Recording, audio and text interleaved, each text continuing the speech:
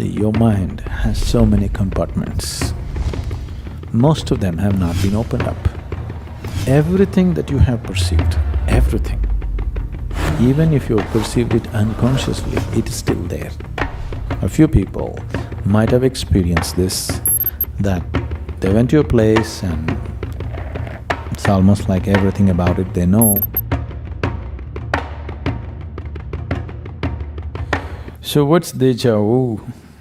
It feels like you go to some place or you see somebody or some situation, it looks like you've already been there or you already known this or known this person or thing or experience or whatever. 90% of the time, it could be just a psychological process. See, your mind has so many compartments. Most of them have not been opened up, most of them. Do you know people become schizophrenic? And there have been people who have over 30 different personalities. Do you know? Over 30 personalities who play 30 personalities full scale, with total detail, without any hassle. Not just 30, if you want you can play 3 million, because the mind is so elaborate. If you open up all, if you want to play 3 million roles, you can play 3 million roles. But it's happening as a disease, so it's a problem. If it was happening consciously, there was no problem, isn't it? And many people are playing roles consciously too, isn't it? So, there are many spaces in the head that you don't know.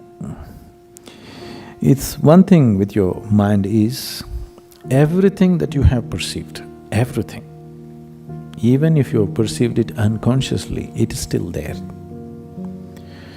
You're just walking on the street, you're driving through the streets at 70, 80 miles per hour, most of it you think, you don't even notice it consciously, but everything that the camera of the eye sees, it captures and it's stored forever. It may not be consciously there, but it's all there. The same goes for all the five senses. Every sound that you heard, every smell that you smelled, every taste that you have been tasted and everything that you have touched and felt, it's all recorded and kept, and a large part of it is unconscious. Because there is so much information inside, it could match up with almost anything that you see in the world.